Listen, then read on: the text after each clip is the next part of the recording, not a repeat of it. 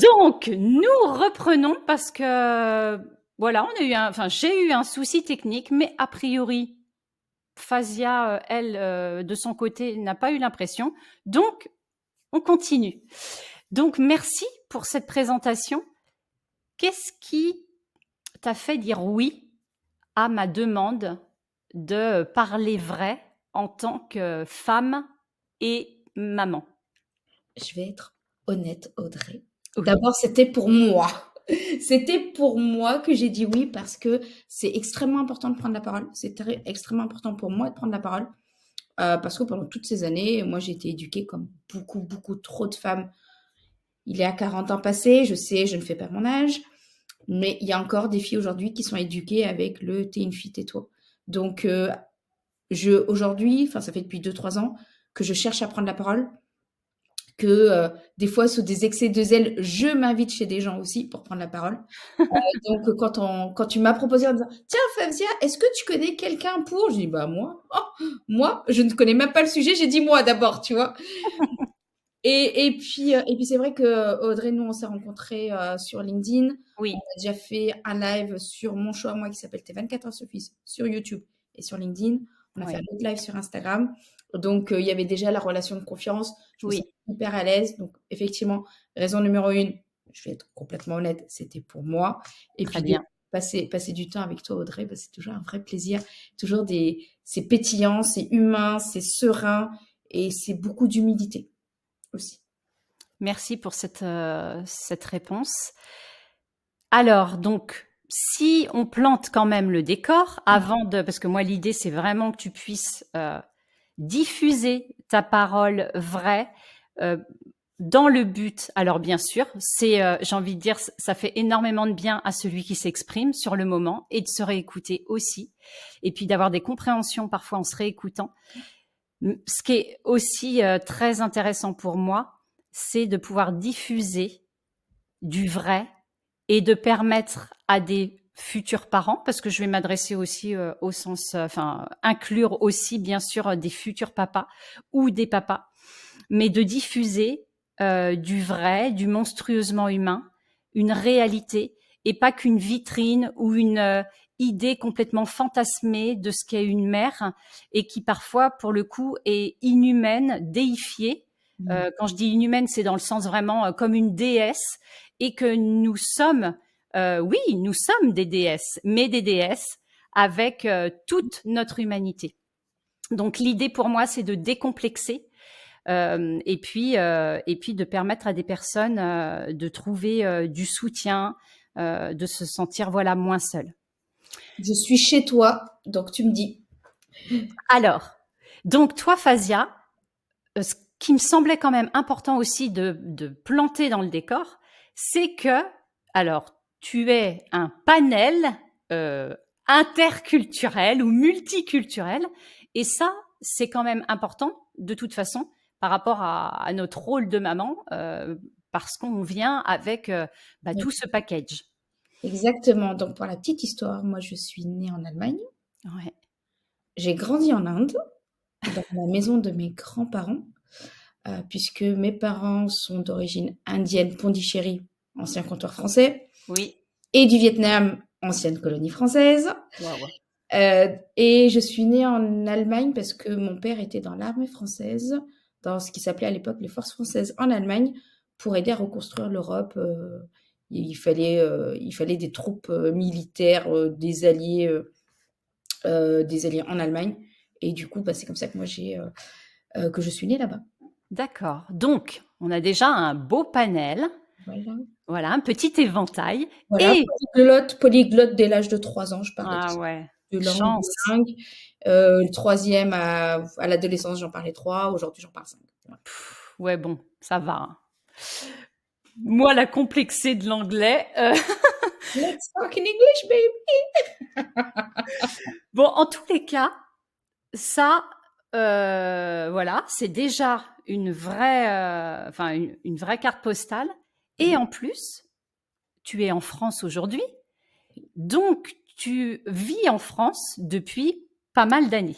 Oui, alors j'ai un parcours très international, donc pour revenir à ma présentation, donc effectivement, je suis née en Allemagne, j'ai grandi en Inde, je suis arrivée en France à l'âge de 15 ans. Pour Ouais. mon lycée, j'ai intégré un lycée militaire puisque je venais d'un environnement militaire. J'ai Mmh. moi-même fait l'armée, j'ai fait les défilés du 14 juillet en 2001 devant feu président Chirac. Ah ouais. Venu. Je suis musulmane, je m'appelle Fafia Mohamed, donc ça ajoute dans le bagage culturel. Et je suis née avec la nationalité française, donc donc j'ai toujours parlé français, je tiens à le préciser quand même, parce que des fois les gens sont très, très surpris que je parle sans accent. Je dis: «Bah, je Ouais. excuse-moi». Voilà, et puis j'ai un peu bourlingué, donc je suis retournée en Allemagne, j'ai vécu au Moyen-Orient, j'ai vécu aux Pays-Bas, et ça fait depuis 11 ans maintenant que je suis en France, et là j'ai posé mes fesses à Marseille depuis 2 ans. Ne venez pas, il fait trop beau ici. OK, donc oui.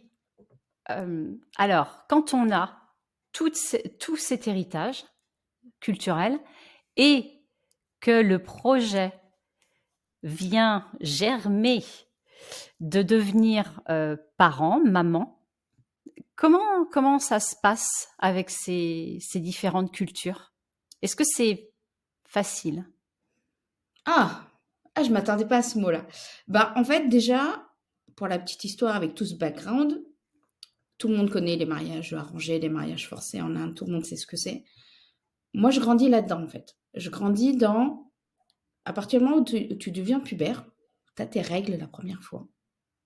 Tu changes de catégorie. Tu es plus un enfant, tu es une femme. Pourtant, tu es OK, adolescente, tu vois? En France, tu es adolescente, tu es encore considérée comme un bébé. ouais. Mais dans les années 80-90, à Pondichéry, là où j'ai grandi, dans le quartier musulman où j'ai grandi, du jour au lendemain, les filles ne vont plus à l'école.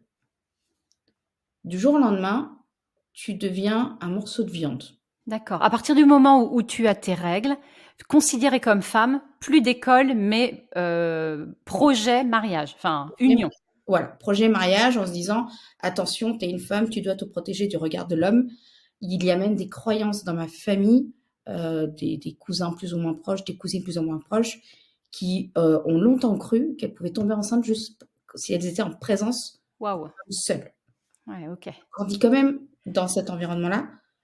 Heureusement que je suis douée à l'école, heureusement que j'aime foncièrement l'école, heureusement que j'ai des parents qui sont un peu plus ouverts que la normale, Mmh. et que moi aujourd'hui j'ai un bac plus 5. Tu prends tous mes cousins, mes cousines, tu prends toutes mes cousines, je suis la seule à avoir un bac plus 5. Je suis OK. la seule à être partie à l'étranger. Je suis la seule à être polyglotte. Vilain petit canard. Ouais. Et du coup, pour revenir à ta question, donc ce qui était prévu à ma naissance, on va dire à peu près, c'était Fawzia, fille, 18 ans, mariage, 25 ans, 3 enfants. Donc moi, j'ai grandi là-dedans. Et oui, effectivement, quand on grandit pas là-dedans, ça fait, tu sais, c'est bizarre quand même. Ouais. Quand tu grandis dedans, tu te poses pas cette question-là. Sauf que plus l'âge avançait, donc je deviens pubère, là je me dis: «Ah, non, non, on va pas me couper l'école en fait. Hors de question». J'ai accepté de rater une journée d'école. OK. Et puis après, il y a tout un culturel, des fêtes, des machins, des trucs. Mais moi, je suis retournée à l'école. Et ensuite, on est arrivé en France, j'avais 15 ans. Ma mère s'est mariée, elle avait 18 ans et une semaine. Donc je peux dire que quand j'ai approché les 18 ans, j'étais comme ça. Ouais. Un peu aux alentours de mes 18 ans, je ne sais plus exactement la date exacte, je me rappelle très bien cette conversation avec ma mère où, encore une fois, j'étais dans un lycée militaire, donc j'étais en internat. Je revenais le week-end et je pose la question à ma mère en disant: «Heu, est-ce que vous allez me marier à 18 ans et une semaine? Comment ça se passe? C'est quoi le deal en fait? Que je sache si je reviens ou pas». Oui, donc en fait, tu étais en capacité de communiquer avec eux? Non, mais parce que ça Ah aurait oui, pu, oui. Oui, oui, j'en ai d'autres qui n'ont pas eu cette chance, mmh, effectivement. Et donc la réponse était non. Mais à partir de 18 ans jusqu'à mon mariage, c'était une pression sociale, je ne vais pas dire familiale parce que c'est pas vrai, mmh, pression sociale, culturelle, qui pèse tout le temps en fait. Tu sais, ouais, qui est invisible mais qui est là. ouais. Comme un clan qui veille derrière, quoi. C'est ça. En Ouais. fait, on n'en parle pas forcément à la maison, mais ça reste en bruit de fond. J'ai un Mmh. frère qui a 2 ans de plus que moi, donc forcément la question s'est posée pour lui, en disant: «Bah, tiens, quand est-ce que tu te maries?» et cetera. Les amourettes, on n'était pas censé en avoir. Enfin, bref, voilà.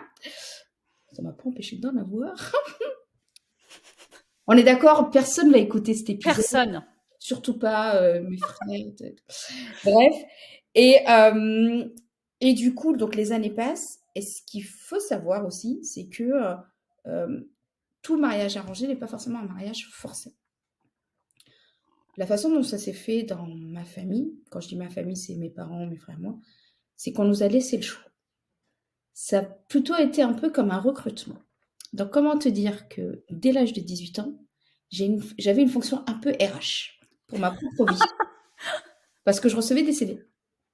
D'accord. Des CV de bonhomme, de monsieur, où j'avais principalement en anglais, parce que c'était des gens qui étaient principalement en Inde, où je devais dire oui, non, merde. Voilà, monstrueusement humain, on dit un peu des gros mots, pardon. Oui, oui, oui. Donc j'ai dit merde. J'ai dit non, mais à l'intérieur, je disais merde. Hmm. Et donc j'ai continué mes études. Donc comme je dis, j'ai fait l'armée. Je voulais devenir médecin militaire à l'époque. Finalement, ça s'est pas fait. Diplôme d'ingénieur. J'avais un copain à l'époque. Tension interne au sein de moi-même parce que religion, culturelle, qu'est-ce que je fais? Avec mes parents, ça va parce que tant que je faisais les études, ça passait. Et puis ils m'ont jamais mis le couteau sous la gorge. En fait, ça n'a jamais été là. Faut que tu te maries. Ouais. Donc je quitte le nid familial, je quitte le pays, je vais en Allemagne, je vais au Moyen-Orient.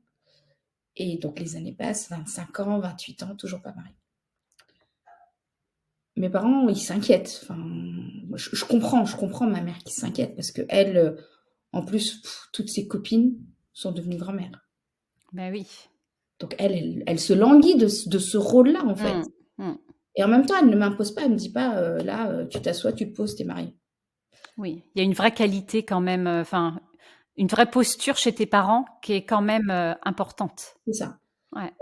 J'ai quand même envie de me défendre un peu en disant qu'à un moment, ça m'a saoulé ces histoires de CV et que j'ai fini par leur dire, je me souviens encore une fois de conversation avec ma mère où j'ai dit, la prochaine fois que tu me reparles de mariage, je ne reviens plus. Ah, ok. Je vais avoir 21, 22 ans. Je ne reviens plus. Je n'avais aucune idée de où j'allais aller. Mais je crois que le ton que j'ai pris à ce moment-là, ma mère en a eu suffisamment peur pour ne plus m'en reparler de façon aussi lourde. Oui, ouais. Donc oui, ça continue d'être à chaque fois que j'allais dans des fêtes familiales, dans des retrouvailles, dans d'autres mariages, etc. Il y a toujours une tante très bienveillante, très sauveuse, qui vient me dire, Fabzia, tu as des responsabilités envers ta maman et tes parents, tu dois te marier. Ah là là, ouais. Comment te dire que avec la loyauté familiale, la loyauté de l'éducation que j'ai eue, il y a des coups de pied au derrière qui se sont perdus. Tu vois, des gros mots qui se sont perdus dans les limbes du silence. Des injonctions fortes et qu'on retrouve, c'est clair, dans toutes les cultures, dans toutes les familles, en France, voilà, d'une manière ou d'une autre aussi. Et ouais. Et du coup, je vois l'heure qui retourne, je vais essayer d'être précise, mais il y a tellement de choses avant. Donc, bref, la trentaine arrive, toujours pas mariée. Il y a d'autres prétendants qui viennent, que j'accepte de rencontrer. J'ai des gens proches de ma famille qui me disent arrête de faire la fine bouche, t'as 32 ans passés. Ah là là. Péremption. Ok.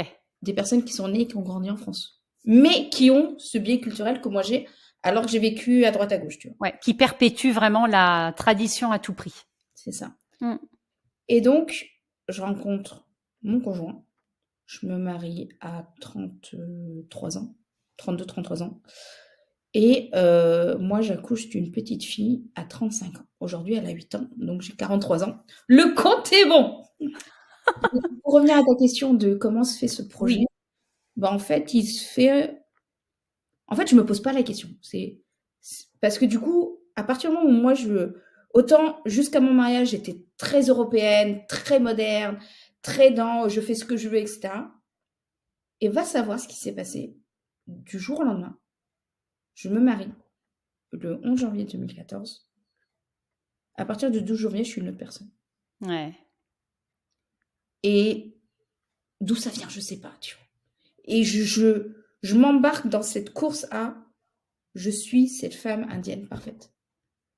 Je deviens cette femme traditionnelle avec tous tes conflits internes de mais non, j'ai un bac plus 5, je travaille, j'ai un salaire, j'ai une vie, etc. Donc, tu vois, ce truc-là, ça crée, on peut l'appeler comme on veut, ça peut l'appeler un burn-out qui n'est pas que professionnel, une dépression, une déprime, bref, ça fait un désalignement en fait. Oui. Mais du coup, comme j'ai ce truc de je suis indienne, je suis mariée, maintenant je dois faire un enfant, en fait, je fais un enfant. Mmh. Je me pose pas la question, il n'y a pas de comment je construis, qu'est-ce que je transmets. Oui, c'est là pour le coup, tu tombes aussi. Enfin, et quand je dis ça, je vois aussi par rapport à mon parcours. C'est tu perpétues là. Tu te dis, bah voilà, c'est normal. Il y a même pas la question de est-ce que ça me convient ou pas. C'est ça. C'est normal. Alors que tu as montré auparavant, au contraire, une personnalité qui savait tout à fait ce qu'elle voulait. C'est ça qui est impressionnant parce que pour le coup, tu t'es affirmé des années avant en faisant de vrais choix. Donc là, ok, tu plonges. Je plonge, mais si on contactait les personnes que j'ai rencontrées à cette époque-là, Ouais. ben, elles te diront jamais que Fawzia s'est effacée, en fait. Te diront, non, mais Fawzia, ça reste cette nana qui casse les codes dans la famille. Heureusement qu'elle est là parce qu'elle a ouvert le chemin pour plein d'autres. Mmh. Mais j'ai perpétué, tu Ouais. Aujourd'hui, tu vois, tu peux sentir à l'intérieur vois. que en fait, c'était pas aligné avec toi. Bah, Dans disons que la, la façon dont ça a été fait, c'était pas aligné. c'est Voilà, ça. C'est ce que je veux dire. Dans la façon, au moment où tu le fais, ce n'est pas aligné. c'est ça. Ok. Et en fait, je me pose la question que tu me poses, bah, je me la pose le jour où j'accouche. Ok. 26 heures d'accouchement. Mmh. La gamine sort, je la vois. Je te passe les détails des émotions, mais je sais qu'une des questions que je me pose, c'est qu'est-ce que je veux pour elle. Ouais. Et là, je me dis, mais. Et c'est là où je sens ce flashback de. Bah, en fait, moi, j'ai trop de croyances. Je veux qu'elle ait une vie où elle peut choisir ce qu'elle a envie. Mmh. Il n'y a pas de je suis une fille, j'ai pas le droit. Et je peux t'assurer qu'aujourd'hui, là, l'année dernière, Coupe du Monde, j'ai pris des places pour le quart de finale football féminin. Parce qu'elle m'a dit, quelques jours avant, maman, c'est du foot, c'est pas pour les filles. Là, je fais, ah, viens, on va voir si c'est pas pour les filles. Ouais. Tu peux, donc ta fille, elle a 8 ans, c'est ça? Pour aller en CE2. Ouais. On a le droit d'avoir son prénom ou non? Non, elle s'appelle Mademoiselle L. Mademoiselle L. Voilà. C'était pour l'identifier, tu vois. Mademoiselle L. Très bien. Et alors donc, est-ce que, euh, est-ce que par rapport, donc on comprend que là, il y a la partie de toi qui, pour le coup, sait pertinemment Ah oui. ce qu'elle souhaite transmettre ou pas à sa fille. Elle sait pertinemment qu'il y a une seule chose à transmettre, c'est tu as le choix, ma fille, en fait. Ouais. C'est ça. Je me pose pas la question de est-ce que je veux lui transmettre ma langue maternelle? Est-ce que je veux lui transmettre le palais indien? Est-ce que je veux lui transmettre des coutumes religieuses? Je sais juste, s'il y a un message que je veux qu'elle comprenne, c'est qu'elle a le choix. Ouais.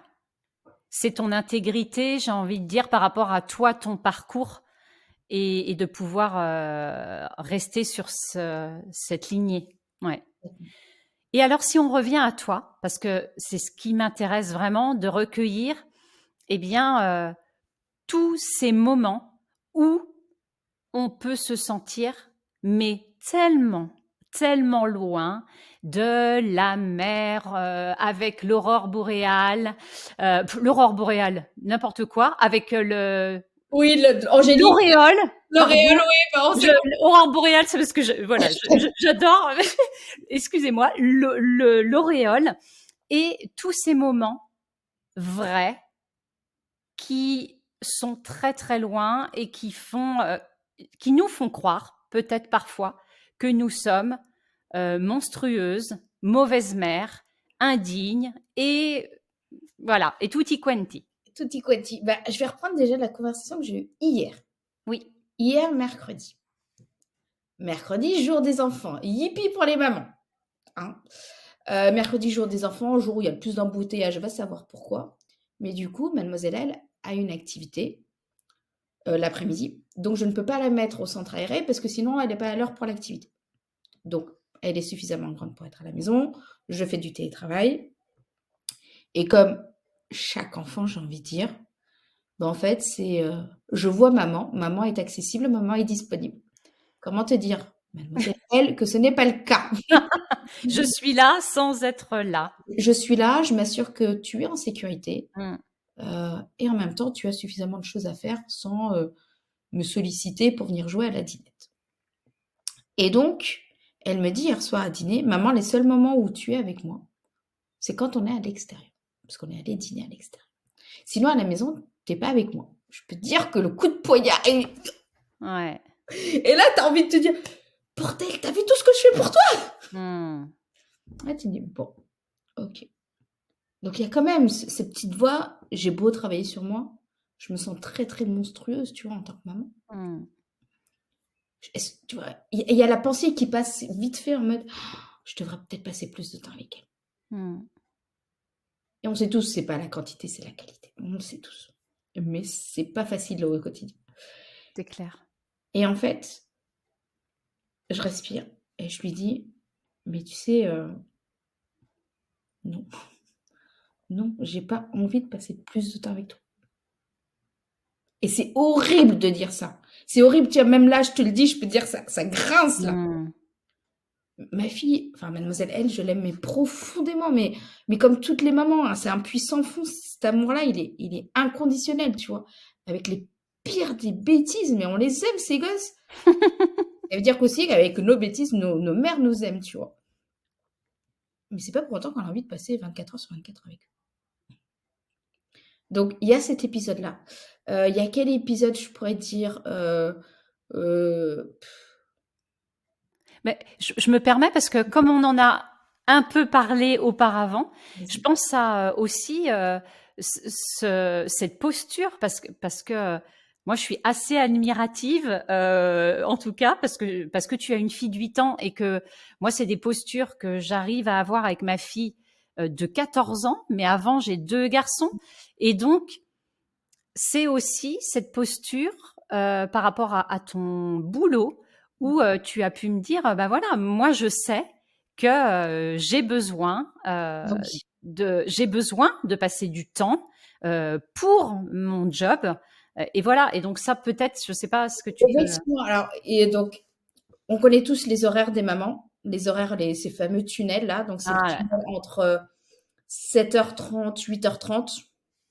Et puis l'autre tunnel, c'est entre 17h30 ou 18h jusqu'à 21h. Ces deux tunnels-là, malheureusement pour moi, ou heureusement pour moi, c'est le tunnel où j'ai un pic de concentration le plus élevé. Ou si je n'étais pas maman, c'est le moment où je serais le plus efficace, que je serais dans ouais, je le comprends. flow que tout le monde te recherche. C'est ces moments-là.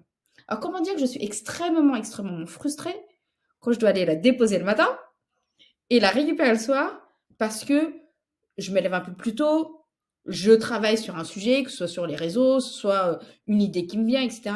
Et là, il faut que je m'arrête. En fait. Ouais. Pareil, enfin pareil à 16h30 quand je vais la chercher ou 17h30. Je suis dans le jus, je suis là, je vais le sortir, ce compte rendu, ça va être trop bien et tout. Ben non, il faut aller la chercher. Comme je suis une passionnée et que j'ai pas envie de regarder l'heure et de me dire ah mince machin, bah j'ai fait un truc, j'ai mis une alarme sur mon téléphone pour me dire la meuf, il faut que tu changes de casquette. Et j'ai un petit battement de 10 minutes où je sais que je peux faire snooze, tu vois. Il y en a qui font snooze pour dormir un peu plus, moi je fais snooze un peu plus. Je sais, je suis très bizarre. Mais c'est hyper intéressant d'entendre ça. Oui, et puis pour moi, travailler, on peut aller chercher c'est quoi comme blessure, et cetera. Peu importe, c'est pas le sujet. Mais pour moi, travailler, c'est un rôle que j'aime beaucoup, en fait. J'aime beaucoup mon taf. J'aime beaucoup le job que j'ai choisi. J'aime beaucoup les équipes avec lesquelles je travaille. Et pour moi, je vais pas dire c'est un déchirement, mais j'aime ce taf, quoi. Mmh. C'est une part importante C'est une part importante. pour ton harmonie. Je vais pas parler d'équilibre parce que je ne crois pas à l'équilibre. Je pense qu'en fait, on essaye de trouver des balanciers et en fait, c'est une question d'harmonie. Bah, en fait, pour moi, le fait de travailler, c'est ma clé à l'indépendance, en fait. Mmh. Je me suis rendu compte dernièrement que je suis allée à l'école pour ne pas tomber dans le schéma. Ma fille a 18 ans, tu vas être mariée, tu auras Mais ton... oui, carrément, en fait, ça a été vraiment ta clé. C'est ça. Donc, Ouais, c'est ce qui fait que j'ai fait des études, c'est ce qui fait que j'aime ça, tu vois. Alors, ouais. pour ceux qui regardent, peut-être qu'ils vont dire non, mais elle est maso. Si vous voulez, on peut faire de la psychologie de comptoir si vous voulez. Mais toujours est-il qu'aujourd'hui, je sais que, je vous l'ai dit, je suis ex-conjointe parce que je suis en train de divorcer. Si je ne travaillais pas, si je n'avais pas cette indépendance financière, mais dans quelle galère je serais. Mmh. Et ça, et rien que pour ça, c'est pour ça que je suis très, ouais, je kiffe mon job en fait, parce que c'est ce qui me permet de partir 800 kilomètres plus loin, d'avoir un toit sur la tête, Mmh. de mettre du beurre dans les épinards, même si elle n'aime pas les épinards et que moi j'aime beaucoup les épinards, et de faire ce que j'ai envie de faire en fait.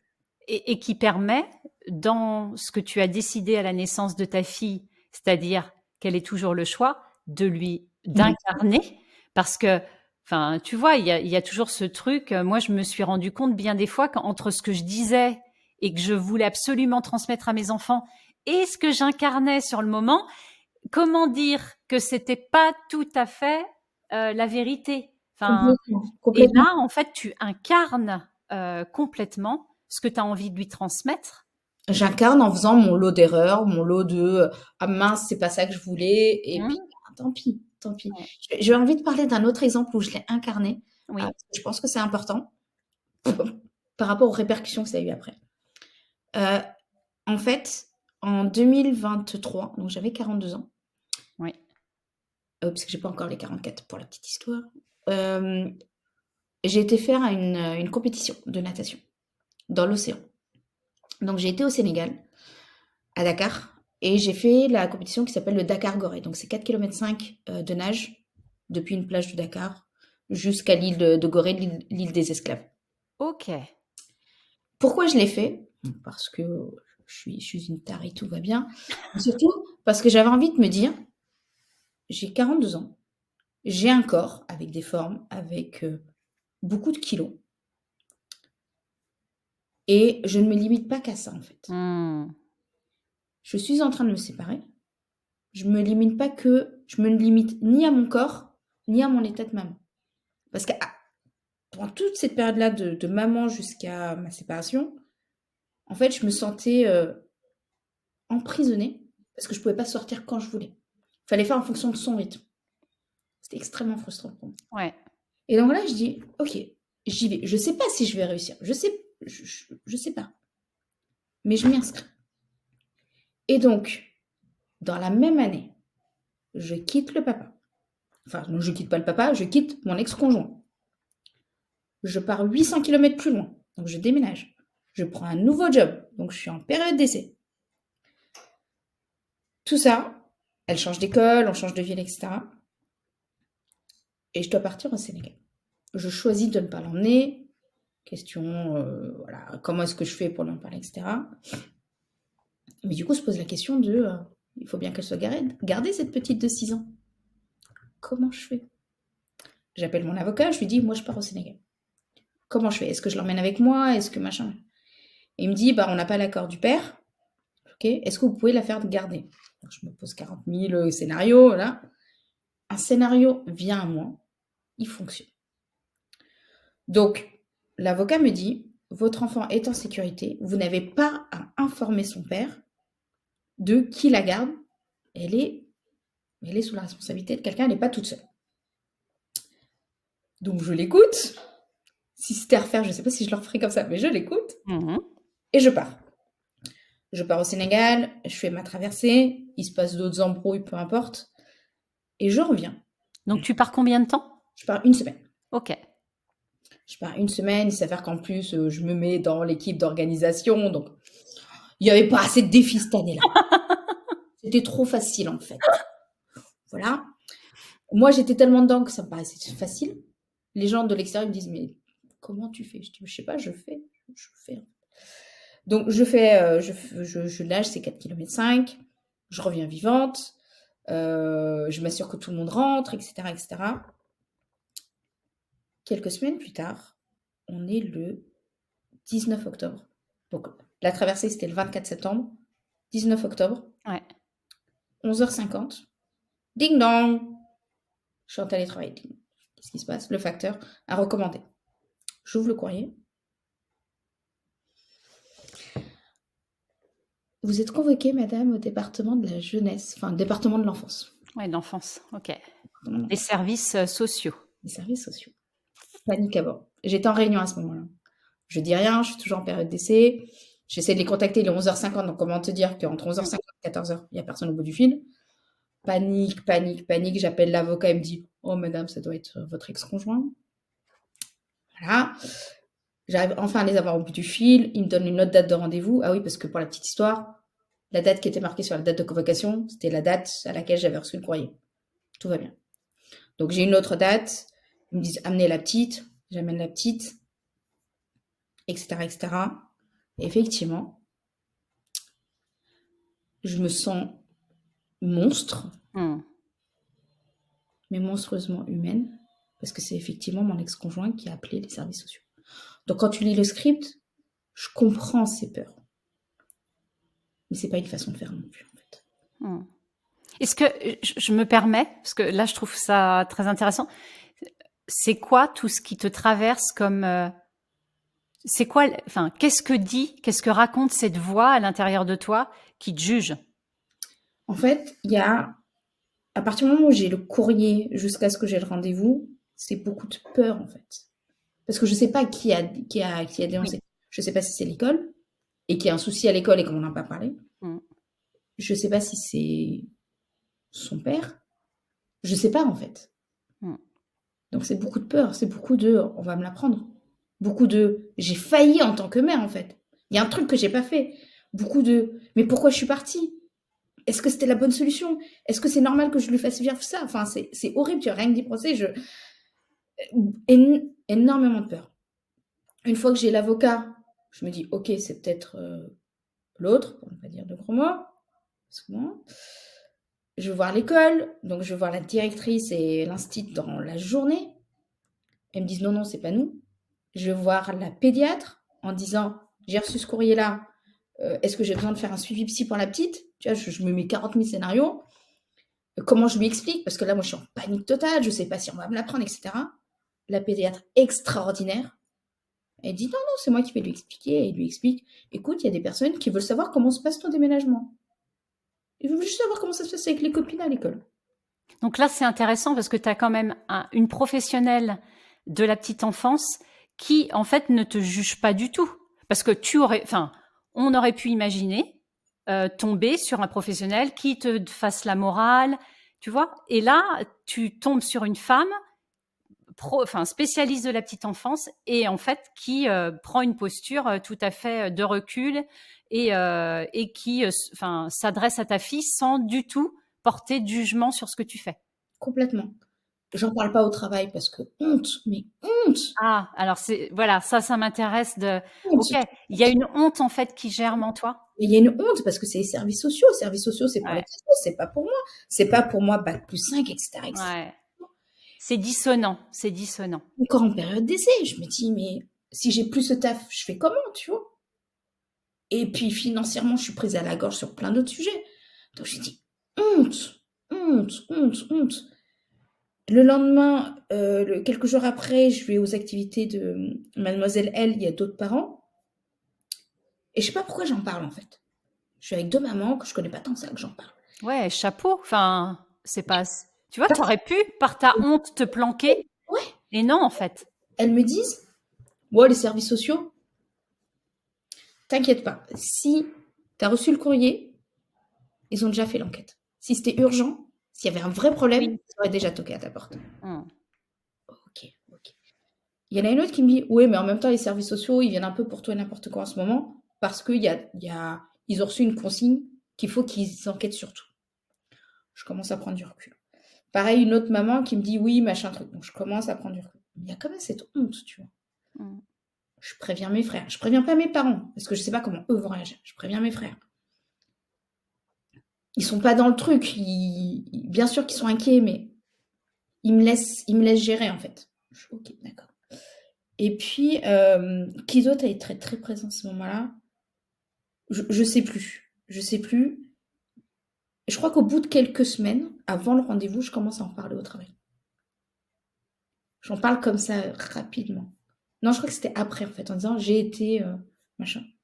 Et ce collègue-là, il était extraordinaire parce qu'il me dit, enfin, pour lui, c'était pas un problème, tu vois. Ça remettait pas en cause la maman que j'étais. Ouais. C'était un truc, ouais, c'est les services sociaux, tu vois. Il avait complètement banalisé le truc. Moi, pour que j'en parle. Ouais. Quand j'ai dû en parler à ma chef, bon, ça l'a profondément choquée que j'en parle, que ce soit le cas. J'ai eu longtemps peur d'être jugée. Et puis après, je lui dis, bah, de toute façon, enfin, c'est un fait, en fait. Et, et donc, je vais à ce rendez-vous-là, la poule au ventre. Ouais, je veux bien croire. La poule au ventre. Je dis quelque chose qui, 2 ans après, continue de nous accompagner. Et c'est en ça où je me trouve monstre, tu vois. Parce que je savais tellement pas comment ça allait se passer que je lui ai dit, prends un doudou.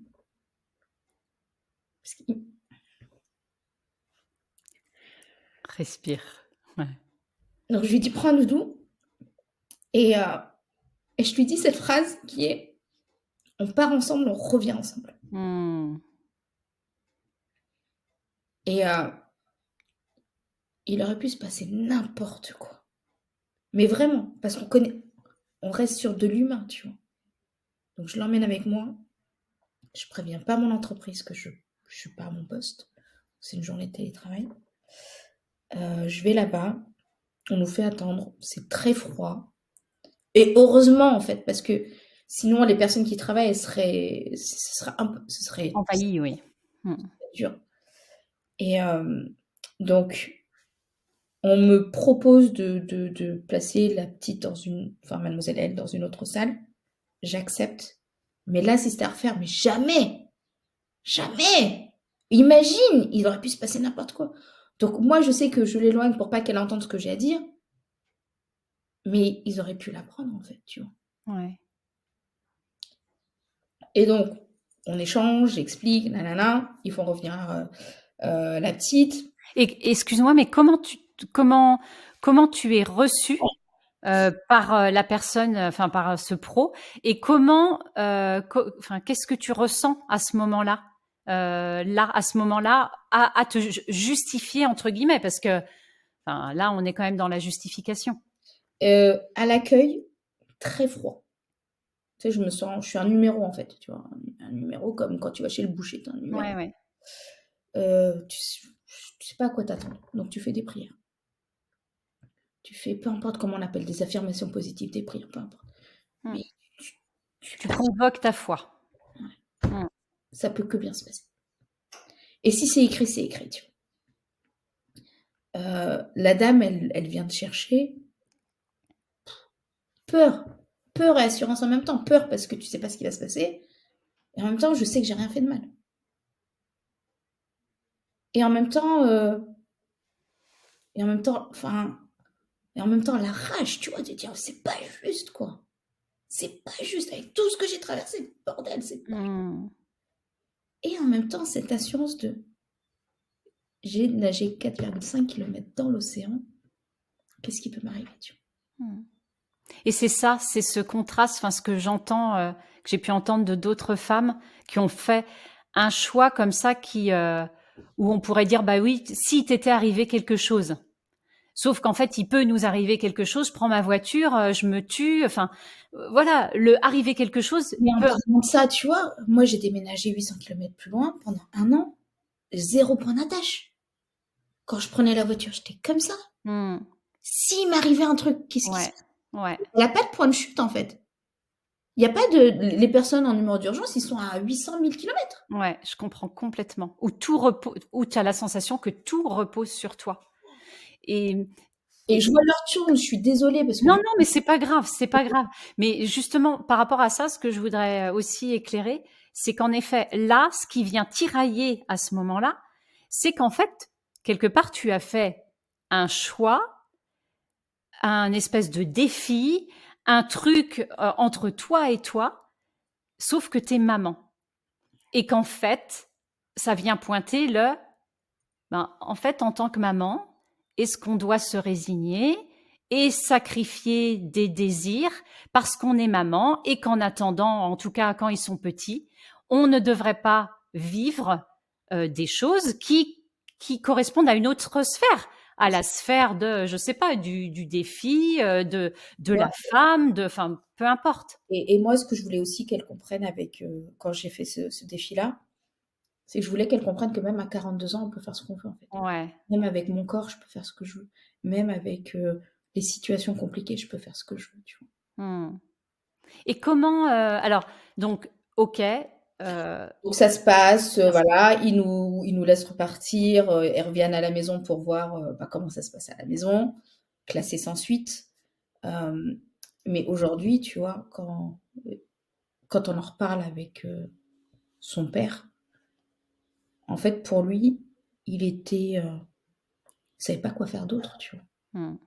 Moi, je trouve que c'est débile, ça c'est enfin, faut vraiment être débile pour faire ça, alors qu'il suffisait de me contacter, alors qu'il suffisait de patienter un peu, alors qu'il suffisait de se déplacer, plutôt que d'appeler le 119. Hmm. Après, ce qu'on peut aussi entendre, c'est qu'en effet, tu as un avocat qui dit c'est pas la peine de prévenir et que, en effet, peut-être des micro-choses auraient fait qu'il y aurait peut-être. Pas à ce moment-là, parce qu'à ce moment-là, on n'était pas vraiment dans des termes, enfin, c'était très, très conflictuel, Ok, le ouais, ménagement, c'était pas possible.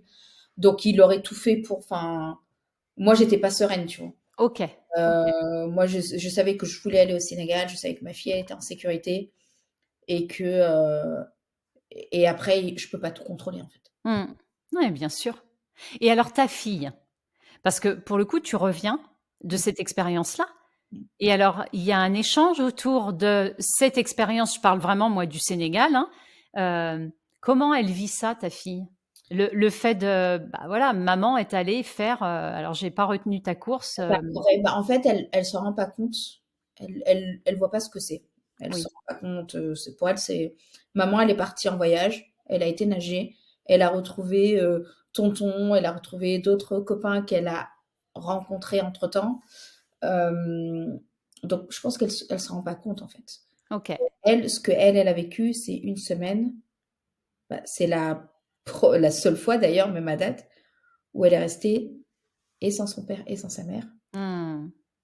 Et elle a grandi, en fait. C'est ça. Et c'est quoi enfin, elle, son ressenti, enfin, je sais pas aujourd'hui si c'est quelque chose qu'elle exprime, mais dans cette semaine-là, j'ai envie de dire oui, sans son papa et sa maman, mais bien entourée, en sécurité, c'est quelque chose, toi, tu sens qu'elle a grandi, mais est-ce que elle exprime, ou elle a exprimé des choses par rapport à ce moment spécial? Non.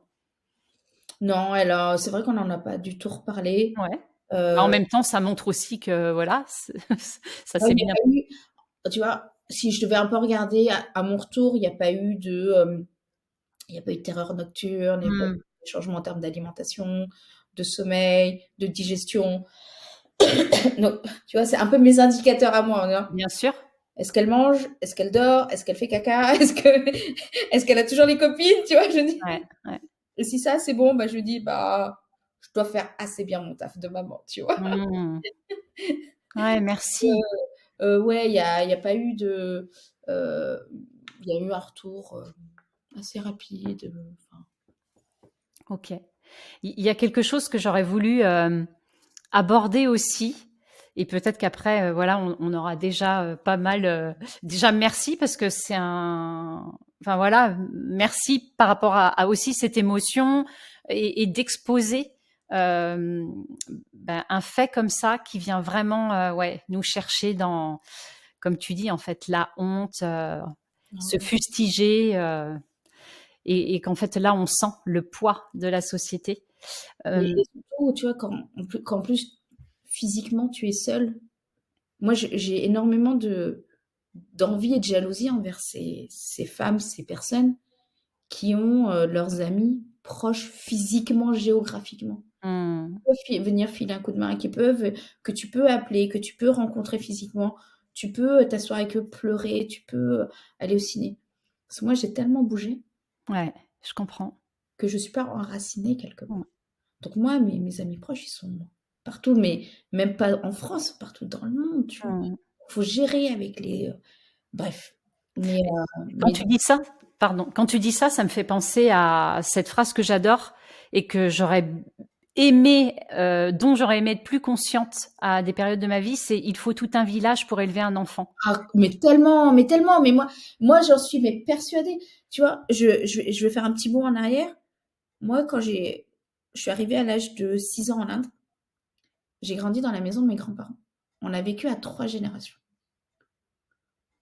et en fait, c'est génial parce que moi, en tant qu'enfant, jamais j'étais seule, en fait. Ça, c'est marrant. Ouais.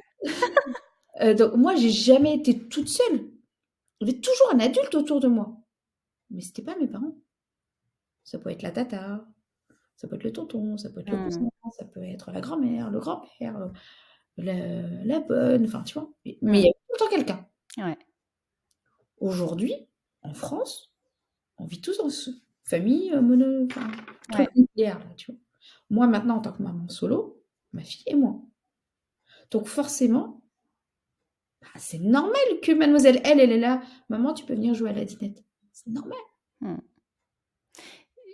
Je trouve qu'en effet, c'est, dans la limite de la vision, éducative des parents, en fait, ça enlève un poids aux parents. Ça enlève, oui, et un hyper contrôle, enfin quelque chose où on pense qu'on a presque, comment, un choix, enfin de vie et de mort, Mmh. alors que l'enfant peut être nourri, par différentes personnes et s'élever dans le sens noble, par différentes personnes. Et moi, la première, hein, j'ai cru vraiment à des périodes de ma vie que, de toute façon, tout reposait sur moi, ou quasiment. Enfin, et en fait, c'est épaulement, je trouve, pour soi, parce qu'on perd cet entrain et parfois cette envie. Épaulement pour nos enfants, je Ouais, pense. Ouais. et là, moi, j'ai envie de poser une question à celles et ceux qui nous regardent, c'est en disant: «Bah, si on part de ce postulat-là qu'il faut un village pour faire un enfant, qu'est-ce qui nous empêche, nous, de, d'écouter le retour d'un autre adulte sur le comportement de notre enfant?» Aujourd'hui, j moi, je trouve ça insupportable quand un enseignant ou un corps enfin, des profs font des retours sur les enfants, les parents refusent d'écouter. Je me dis: «Mais c'est bizarre quand même». Hmm. Quand tu vois, même les enfants de tes amis parfois, tu te mords les doigts de pas faire un retour. Hmm. Il faut un village pour faire un enfant, donc si moi j'ai une amie qui veut faire un retour sur le comportement de ma fille, j'ai le droit de pas être d'accord, mais si elle est reprise parce qu'elle a fait un truc que l'autre adulte trouve pas ça normal, c'est juste nous montrer qu'il y a plusieurs lectures possibles, en fait. Hmm. Ouais, carrément. Pourquoi s'en priver? Hmm. Ouais, merci.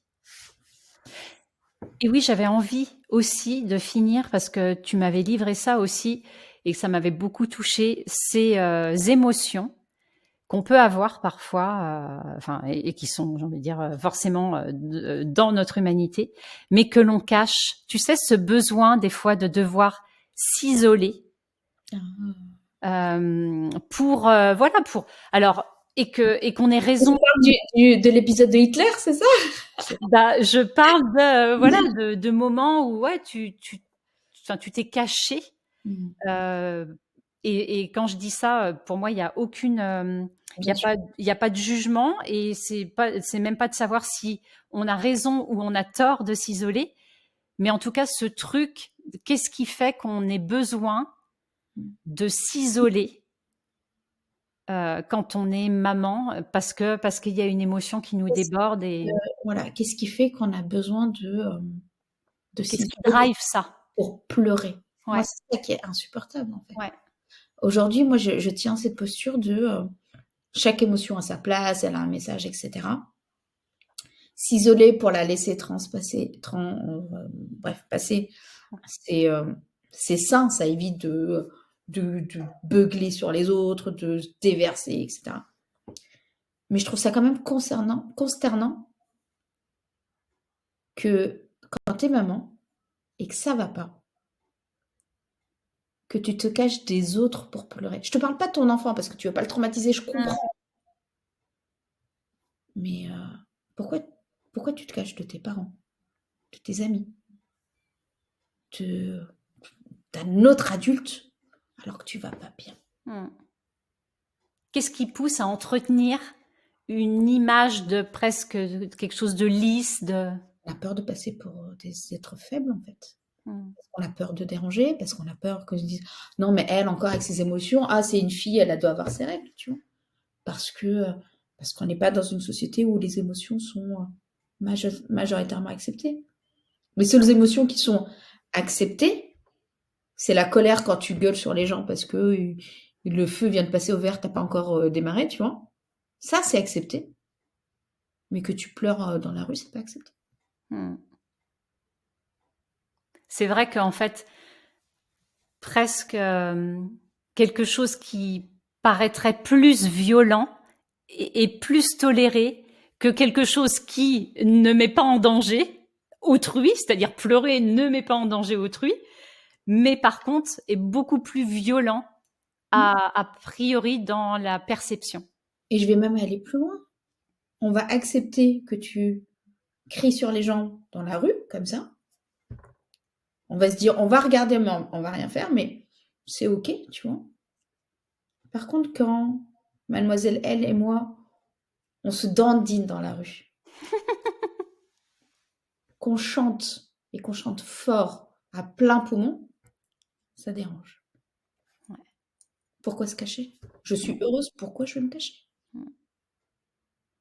Tu vois? Ouais, Et en merci. fait, on se dit, oui, je vais cacher la peur, la honte, la tristesse. Le problème, c'est qu'on cache aussi la joie, en fait, les moments de joie. Mais tout le côté excessif. Mais en même temps, tu regardes dans les stades, c'est admis d'avoir des alcooliques. Mais avoir une maman et sa fille en train de se dandiner dans la rue, sur le chemin de l'école à la maison, en sautillant, en chantant, les gens te regardent bizarrement. Et dans les stades, c'est admis de dire des termes comme va te faire. Voilà. Qui peut être extrêmement choquant. Enfin, moi, je me souviens d'emmener mes garçons et de me dire non mais c'est pas possible. En fait, l'idée c'est l'esprit du sport et de se dire mais ça c'est admis. Avoir un enfant qui se traîne par terre à la caisse du supermarché parce qu'il veut des bonbons, ça on te regarde de travers. Ah non. Peut-être que là, si toi adulte tu vois un enfant en train de se traîner par terre, regarde le parent et félicite-le. Ça lui fera du bien.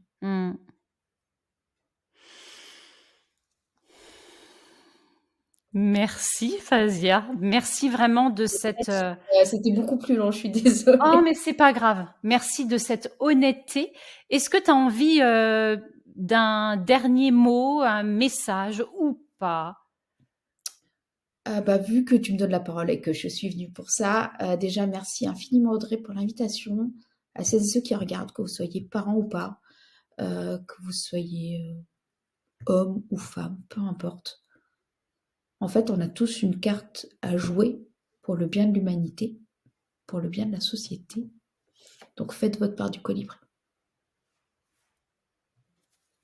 Merci Fazia, merci de tout cœur et je te dis à bientôt.